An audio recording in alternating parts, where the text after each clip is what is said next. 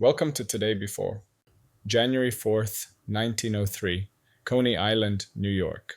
On this cold winter morning, a crowd of over 1,500 spectators gathered at the unfinished Luna Park. They weren't there for a celebration or a grand opening. They were there to witness the state-sanctioned killing of a living creature. Her name was Topsy, an Asian elephant who had spent nearly 30 years in captivity. To understand how a majestic animal ended up at the center of a public execution, we must look back at the brutal reality of the 19th century American circus. Topsy was brought to the United States around 1875 by the Four-Paw Circus. At the time, elephants were the ultimate prize for any traveling show. They were symbols of the exotic, used for heavy labor and as the main attraction for thousands of families. However, the life of a circus elephant was one of immense physical and psychological strain. Topsy was no exception. For decades, she was subjected to training methods that involved bull hooks, chains, and social isolation. By the turn of the century, Topsy had gained a reputation for being ill-tempered.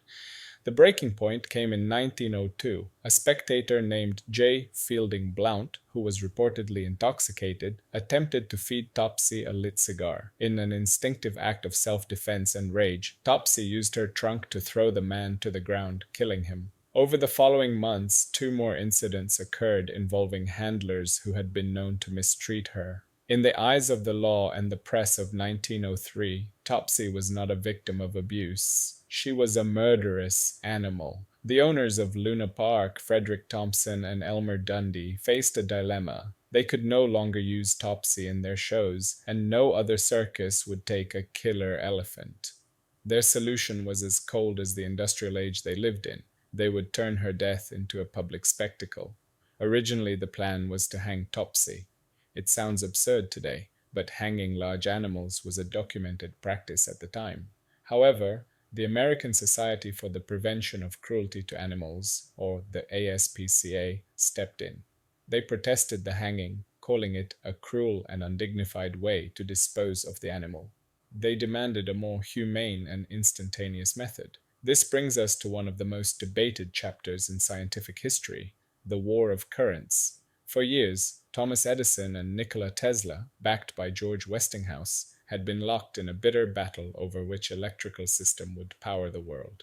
Edison championed direct current, or DC, while Westinghouse promoted alternating current, or AC. By 1903, the war was largely over, and AC had won, but the propaganda remained. Contrary to popular myth, Thomas Edison was not the one who ordered Topsy's execution. He wasn't even present at Coney Island that day. However, his influence was felt. The owners of Luna Park decided that the most scientific way to kill Topsy was through high-voltage electricity, specifically the very same alternating current that Edison had spent years trying to prove was dangerous. The execution was a clinical, multi-stage process. First, Topsy was led to a specific spot in the park. She was fed carrots laced with 460 grams of potassium cyanide. Then the technical crew stepped in. They strapped copper-lined sandals to her feet to ensure maximum conductivity. At exactly 2:45 p.m., the signal was given. 6,600 volts of electricity were surged through her body. The massive animal stiffened. Smoke rose from her feet,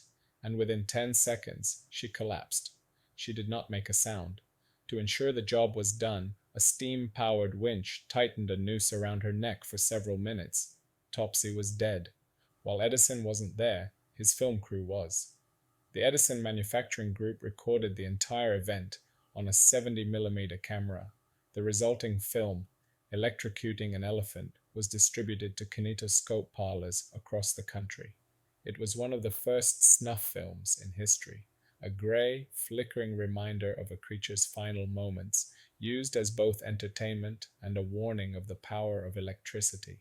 Today, the story of Topsy is often told as a footnote in the biography of Thomas Edison, or as a dark trivia fact about Coney Island. But when we look closer, it is a story about the intersection of nature and the Industrial Revolution. It serves as a grim reflection of a time when the lives of animals were viewed as disposable assets, and when the march of progress often lacked a conscience. Topsy's death eventually led to stricter regulations regarding the treatment of circus animals, but for her, the change came far too late.